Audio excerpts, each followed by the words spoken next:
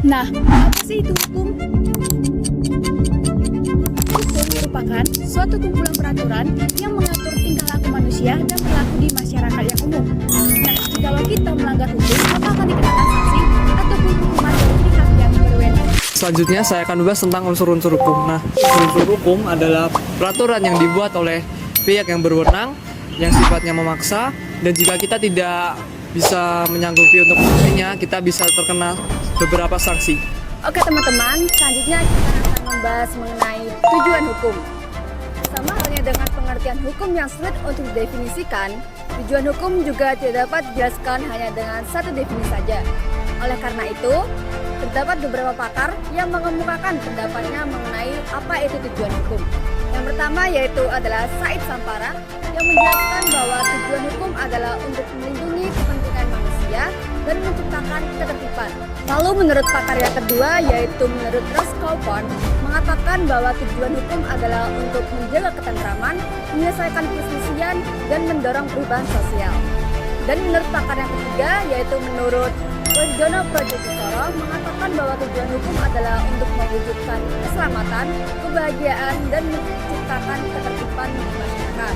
Lalu menurut pakar yang keempat, yaitu menurut Appledorn, mengatakan bahwa tujuan hukum adalah untuk mengatur tata tertib di dalam masyarakat secara damai dan adil. Nah guys, walaupun keempat pakar tersebut mengemukakan pendapatnya yang berbeda, tapi dapat ditarik kesimpulan bahwa tujuan utama hukum adalah menciptakan kehidupan masyarakat yang tertib, aman, damai, dan adil. Nah teman-teman, sumber hukum dibagi menjadi dua, yaitu sumber hukum formil dan sumber hukum material. Nah, sumber hukum formil merupakan faktor yang mempengaruhi dari isi hukum tersebut. Nah, hal-hal yang meliputinya adalah yang pertama, keadaan ekonomi masyarakat, yang kedua, budaya masyarakat, yang ketiga, keadaan sosial, dan yang terakhir adalah agama dari masyarakat. Nah, adapun sumber hukum yang kedua adalah sumber hukum formil. Nah, apa sih itu sumber hukum formil?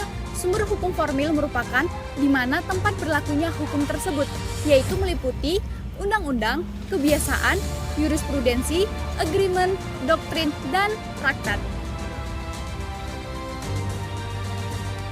Nah, selanjutnya yaitu kaidah hukum.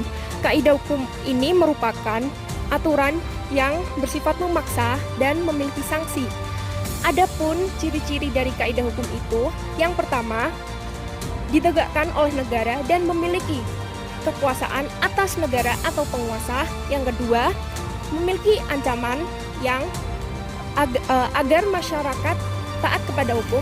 Yang terakhir, kaidah hukum ini lahir dari beberapa norma sosial, yaitu norma agama, norma moral, dan norma kesopanan. Apa sih asas hukum itu?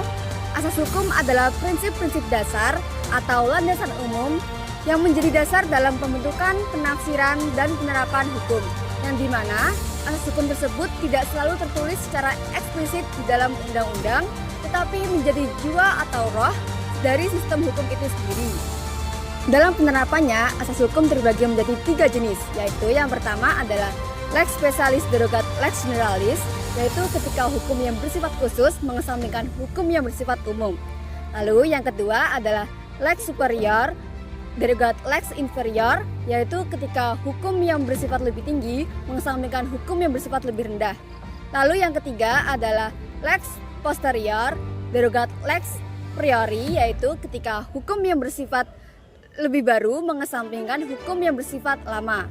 Bidangan ilmu hukum menurut Kansil pada 1977 dibagi menjadi 5. Yang pertama menurut bentuknya, terus menurut sumbernya, yang ketiga menurut tempat berlakunya, yang keempat menurut waktu berlakunya, dan yang terakhir menurut isinya. Baik teman-teman, yang terakhir yaitu subjek hukum. Subjek hukum merupakan segala sesuatu yang memiliki hak dan kewajiban.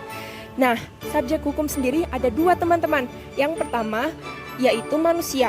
Manusia menjadi subjek hukum mulai dari lahir hingga meninggal dunia. Yang kedua yaitu badan hukum. Badan hukum merupakan lembaga atau organisasi yang memiliki hak dan kewajiban sendiri seperti perusahaan atau yayasan.